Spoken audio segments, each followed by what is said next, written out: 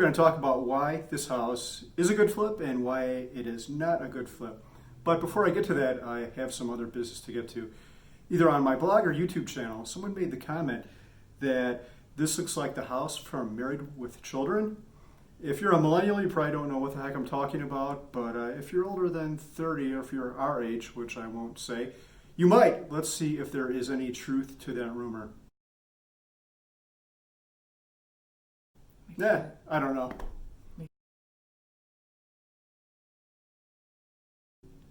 Let's talk about why this house is and is not a good flip. When I was a child, my parents loved Frank Lloyd Wright, and they used to take me around and we would see Frank Lloyd Wright houses. If any of you do not know who Frank Lloyd Wright is, he's probably the most famous American architect of all time.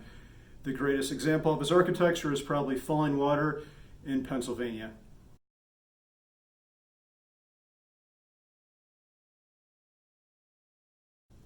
If Frank Lloyd Wright were to see a split-level home, he would not like it at all. He would think it is an abomination. I used to call split-level houses Frank Lloyd wrong houses, but now we own one, so maybe I'm a little bit more biased and I like it. So that is reason number one. This is an unconventional floor plan that has gone out of style. But if there's any good thing, this particular version of it is kind of cool. At least I think so. What do you think? You know, what makes this not such a bad split level is it has these huge raised ceilings. Vaulted ceilings. I guess raised isn't the right word. Yeah, vaulted ceilings. We can fly a little mini drone in the house, which is my... We're not going to do that. Yes, we are. We're totally going to do that. Totally. So reason number one, this is a split level and unconventional floor plans are bad for a flip. Like we said last week, this house is located in Colorado. And in Colorado, an in-ground pool is not a desirable amenity. Well, guess what we just bought? A house with an in-ground pool in a place where in-ground pools are not desirable.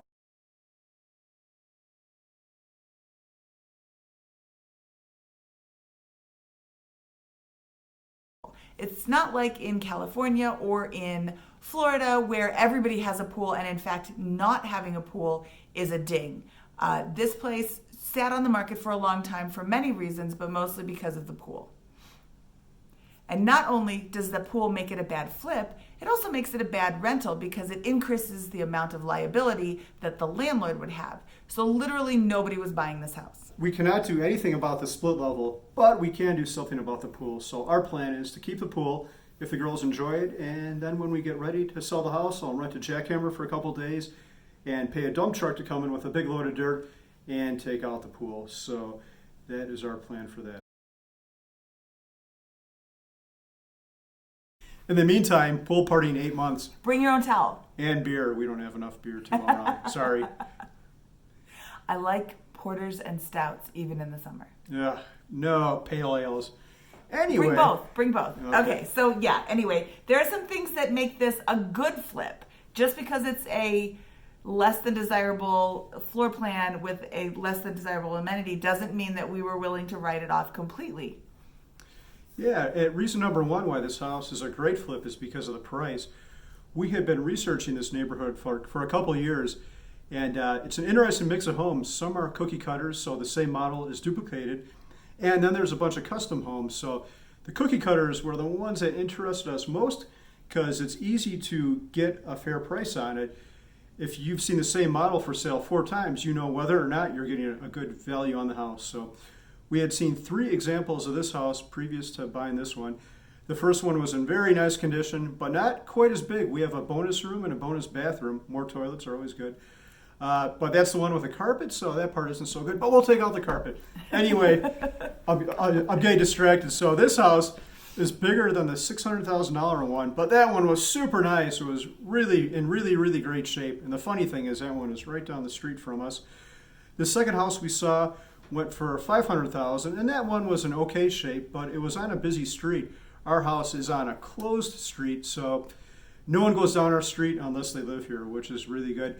The third home we saw went for about $420,000. That house needs a lot of work, and it's on a busy street. So, and we bought our house for $365,000. Again, no one wants the house with a pool, so we knew at that price it was an absolute no-brainer. Well, it's not just the pool that made people shy away. When you walked into the home, you were instantly slapped in the face with the smell of cigarette smoke. Was it 100 or 150 packs a day they smoked in here? I don't know. It might have even been more than that, but It was really strong, and I don't know why they didn't air it out first. We aired it out once we bought it, and just opening the windows helped a lot. We had the carpets cleaned, and we have an ozone machine. And all three of those things really helped get the smoke smell. Can you smell it? no, not much. Maybe a little tiny hint in the bathroom. Whoever lived here and smoked did most of their smoking on the toilet, I think. I don't. You can't smoke in the shower. I don't know. I keep on going back to it though. Who smokes on? I never smoke, but why would you smoke on a toilet? If you smoke them if you got them. I don't know. That doesn't make sense. I mean, it's multitasking. You can't smoke in the shower.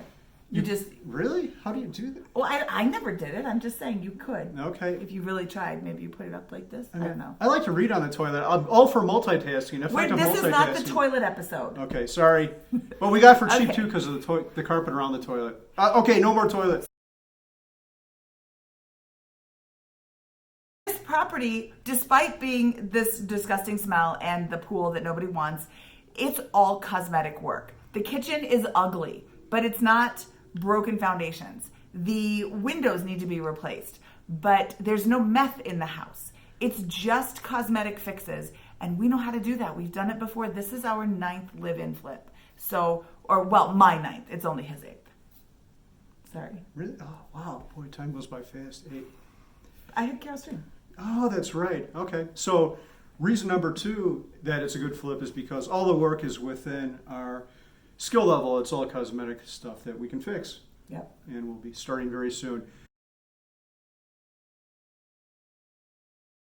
The final thing that makes us a great flip is that we actually want to live in this neighborhood. The big risk you take on a live and flip, at least the way we do it, is it's going to take us a couple of years to finish this house. And in those 2 years, anything could happen. The economy could go into a huge dumper. And, I think that might actually happen. Was that another toilet reference? I'm sorry. But I'm going to edit all that out. I'm the editor. So anyway, if that does happen and we get stuck in this house, we're okay with it because we like the neighborhood. We know people here. We like the house. I can fly my drone in it. No, you can't. Okay. So if we get stuck here, it's going to be okay. We're going to enjoy living here, and that won't be a bad thing.